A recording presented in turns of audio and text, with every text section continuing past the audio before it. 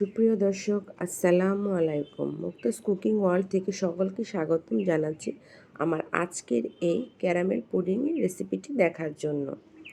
Pudding তৈরি করতে আমরা কম বেশি সকলেই জানি, তবে ক্যারামেল তৈরি করা, পুডিং ভালোভাবে সেট করা, এটা আমরা একটু কম বেশি ঝামেলায় পড়ে যাই।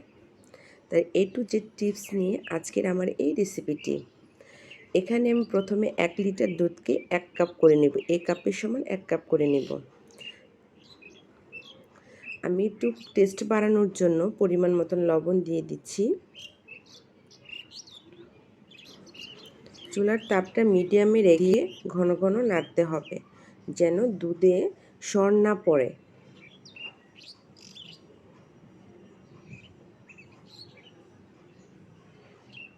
এই জন্য কিছুক্ষণ পর পর এসে আমি নেড়ে দিচ্ছি। এই তো দুধটা আমার হয়ে গিয়েছে 1 কাপের মতন।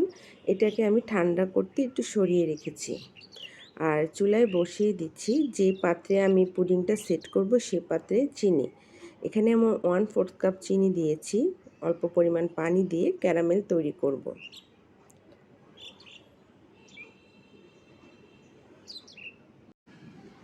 এই তো ক্যারামেলটা হয়ে গিয়েছে। এটাকে আমি এখন একপাশে সরিয়ে রাখবো। আমি এটাকে বেশ গাঢ়ই কালার করেছি, আপনারা হালকা কালার করতে পারেন। ওটাকে ঠান্ডা করতে দিয়ে আমি পাশ থেকে 4টা ডিম নিয়ে নিচ্ছি। দিয়ে হ্যান্ড উইচ দিয়ে আমি ভালো করে ডিমের কুসুম আর ডিমের সাদা অংশ একসাথে করে নেব।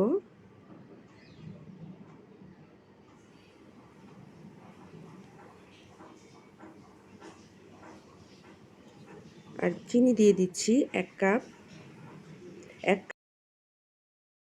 এক কাপ চিনি দিয়ে ডিমের সাথে ভালো করে মিশিয়ে নিতে হবে। মিশানো হয়ে গেলে আমি 1 কাপ দুধ দিয়ে দিচ্ছি, যে দুধটাকে আমি জাল দিয়ে ঘন করে নিয়েছিলাম।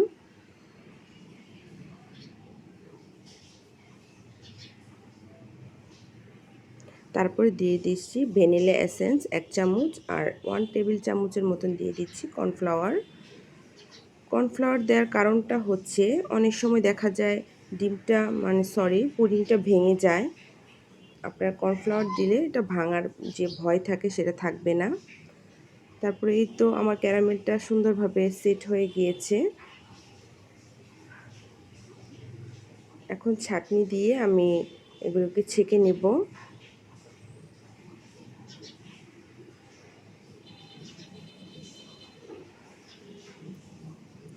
এদিক দিয়ে চুলায় একটি প্যান বসিয়ে দিয়েছি, দিয়ে নিচে একটি কাপড় দিয়ে দিচ্ছি। একটা স্ট্যান্ড বসিয়ে নিচ্ছি, এটার মধ্যে আমি বসাবো। আর অবশ্যই ঢেকে দিতে হবে। আমি এটাকে ফয়েল পেপার দিয়ে ঢেকে দিয়েছি, না হলে ভিতরে পানি ঢুকে যেতে পারে। পানিটা অল্প পরিমাণ দিতে হবে, যেন পাত্র থেকে বেশটা নিচেই থাকে।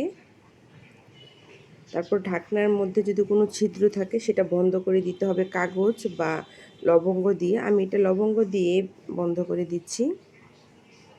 যখন এরকম বলক চলে আসবে তখন চুলার তাপটা কমিয়ে দিতে হবে, একদম মিডিয়াম করে ফেলতে হবে, মিডিয়ামের থেকেও লো করে ফেলতে হবে। আমি এটাকে প্রায় 30 মিনিটের মধ্যে রান্না করে নিয়েছি।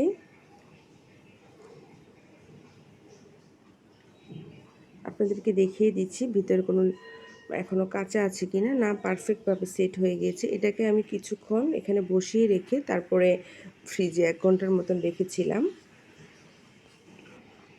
একটু ছুরি দিয়ে চারপাশে এভাবে করে ঘুরিয়ে ঘুরিয়ে খুলে নিতে হবে। তারপর যে প্লেটে ঢালবো সে প্লেটে আমি ওয়াও, কি সুন্দর একটি কালার এসেছে, যেরকম চেয়েছিলাম ঠিক তেমনই। তারপর আমি কেটে নিচ্ছি, আপনাদেরকে দেখিয়ে দিচ্ছি ভিতরে কেমন হয়েছে। অনেক সুন্দর হয়েছে। এই কালারটা যদি আপনাদেরকে মনে হয় অনেক কড়া, তাহলে আপনার হালকা কালার করতে পারেন। এই তো আমার রেসিপিটি কমপ্লিট হয়ে গিয়েছে। আমার রেসিপিটি কেমন লাগলো অবশ্যই কমেন্ট করে জানাবেন। ভালো লাগলে লাইক দিবেন। আর ভালো ভালো রেসিপি পেতে হলে আমার চ্যানেলটাকে সাবস্ক্রাইব করে পাশে থাকা বেল আইকনটি ক্লিক করে দিবেন, যেন ভিডিও দেওয়া মাত্র আপনার নোটিফিকেশন পেয়ে যান। আজ এ পর্যন্তই। সবাই ভালো থাকবেন, আমার জন্য দোয়া করবেন। পরবর্তী পর্ব দেখার আমন্ত্রণ জানিয়ে আল্লাহ হাফেজ।